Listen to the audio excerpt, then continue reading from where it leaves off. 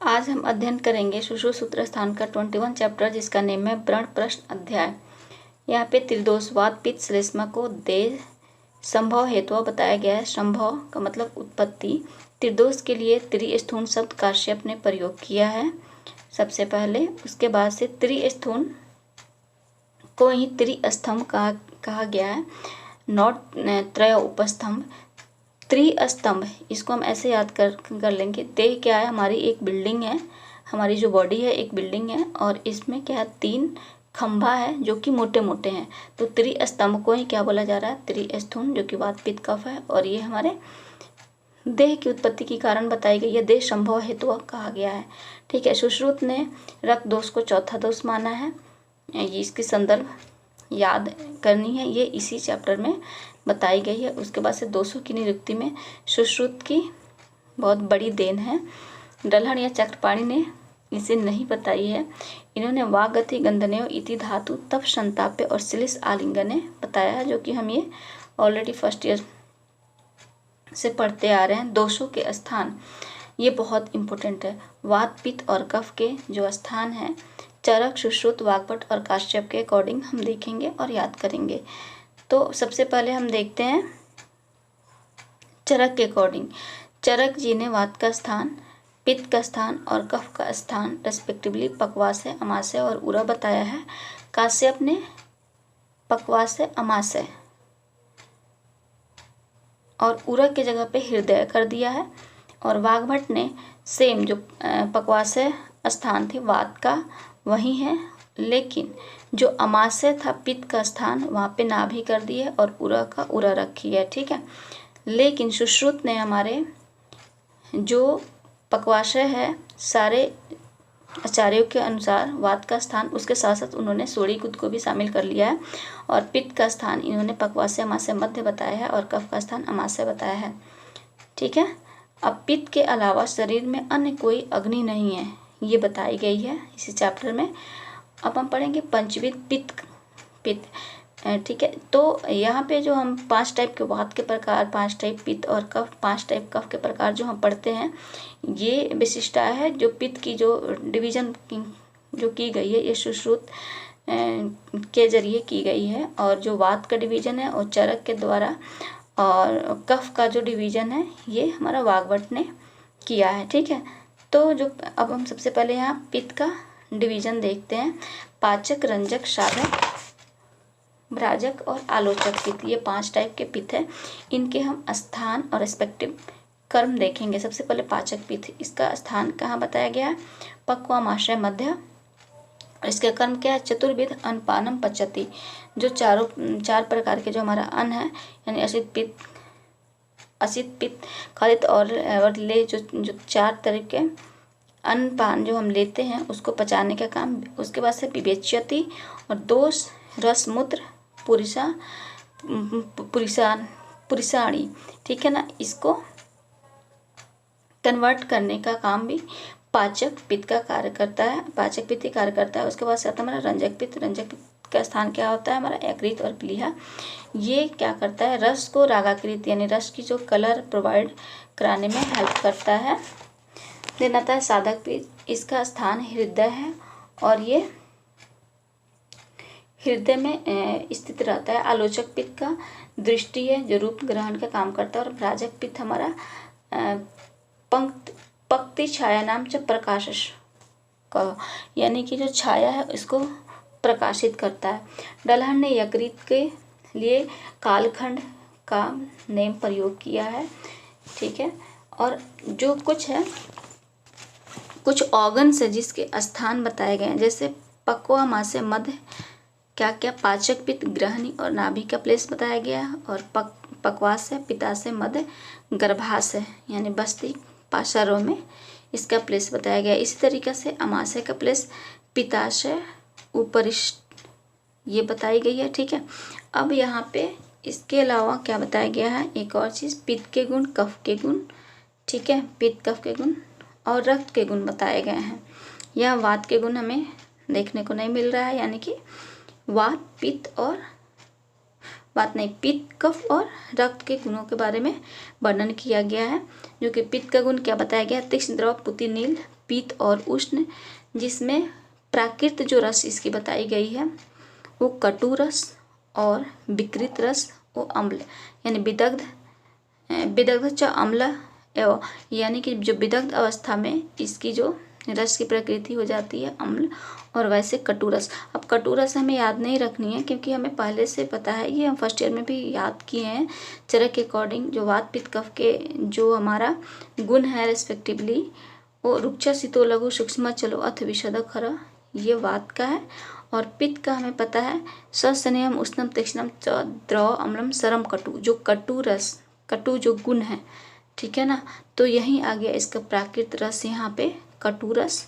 और जब ये प्राकृत अवस्था में होता है यानी विदग्ध अवस्था में, तो ये अम्ल रस हो जाता है, जो कि बहुत इंपॉर्टेंट है, ये लर्न करना है। कफ का वैसे ही श्वेत, गुरु, स्निग्ध, पिच्छल, शीत, जो कि ये गुण है, ये हम चरक के अकॉर्डिंग क्या है, गुरु, शीत, मृदु, स्निग्ध, मधुर, स्थिर, पिच्छल, ठीक है। और इसकी प्राकृत जो रस है वो मधुर, और विदग्ध रस लवण होता है, लवण, जो कि याद रखना है, ठीक है। हम इससे भी याद कर सकते हैं, वाग्भट ने जो बताया है, वाग्भट जी ने रक्त के लिए जो बताए हैं, इनका जो रस बताया है मधुर और लवण रस। लेकिन वहीं सुश्रुत जी ने मधुर, स्निग्ध, रक्तवर्ण और गुरु, विश्र बताए हैं, और पित्त के समान विदा युक्त बताए हैं, ठीक है ना। रक्त के गुण में रक्त का स्थान यकृत और प्लीहा है, जो कि ऑलरेडी पता है हमें। और रक्त को न अति उष्ण शीत बताया गया है, अनुष्ण शीत, ठीक है ना, अनुष्ण शीत रक्त को। और इसका जो रस है मधुर है,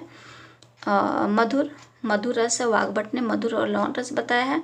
और इससे इसलिए हम यहाँ एक और चीज़ को रिलेट करके याद कर सकते हैं, जो मधुर और लवण रस है, इसीलिए आई थिंक जो चरक में जो बताई गई है लवण रस जो है रक्त का वर्धन करता है, ठीक है। लवण रस क्या करता है, क्योंकि सिमिलर नेचर्स हो गया, रक्त का क्या है, लवण रस है, तो लवण रस रक्त का वर्धन करता है, ठीक है ना।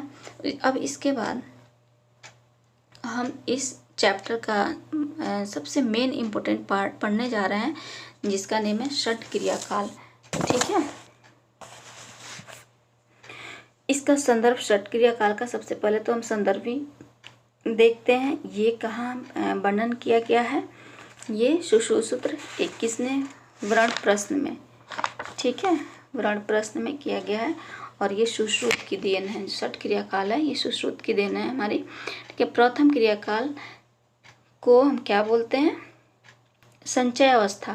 द्वितीय को, इसमें षट क्रियाकाल में क्या क्या एक एक करके हम नेम पढ़ेंगे, और इसकी जो है संचय, प्रकोप और प्रसर की दोषों की जो लक्षण है वो हम देखेंगे, ठीक है। प्रथम जो अवस्था है, अब देखते हैं संचय अवस्था, द्वितीय प्रकोप अवस्था, तृतीय प्रसर अवस्था, चतुर्थ को स्थान संश्रय, और पंचम व्यक्त अवस्था, और षष्ठम जो है ये भेदावस्था बताया गया है, ठीक है।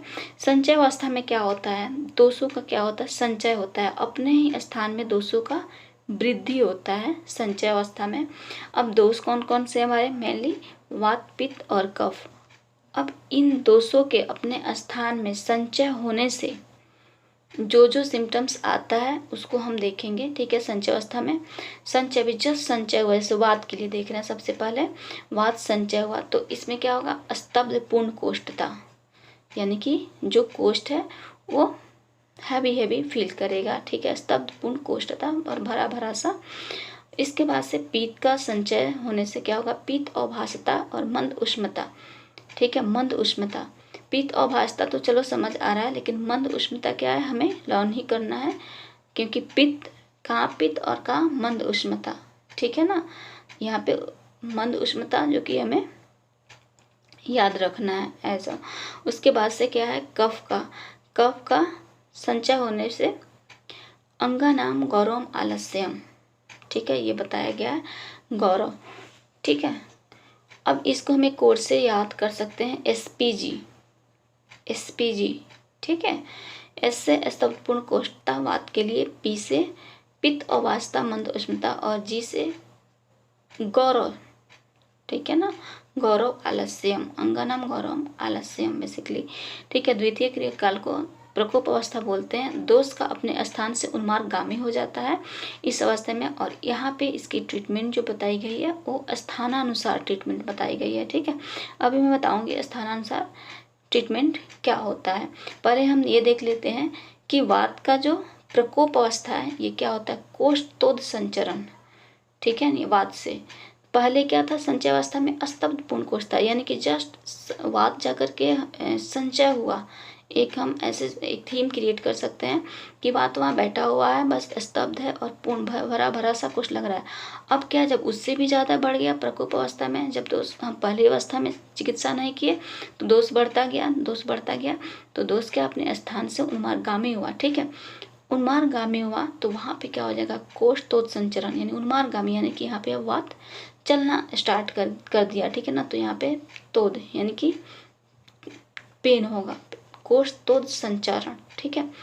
उसके बाद से अब हम पित्त का देखते हैं प्रकोप अवस्था। तो अम्लिका पिपाशा परिदाह, अम्लिका पिपाशा परिदाह यानी कि पित्त और वास्ता मंद उष्णता से थोड़ा और आगे हम देख रहे हैं तो थोड़ी और ये गाढ़ चली जा रही है सिम्टम, अम्लिका पिपाशा और परिदाह। उसी तरीके से कफ का प्रकोप अवस्था में अन्वेष हृदय उत्क्लेश, पहले क्या था, संचय में क्या था, अंगानाम गौरवम आलस्यम, अब इससे थोड़ी और गाढ़ता सिम्टम में चली गई तो अन्वेष हृदय उत्क्लेश, ठीक है।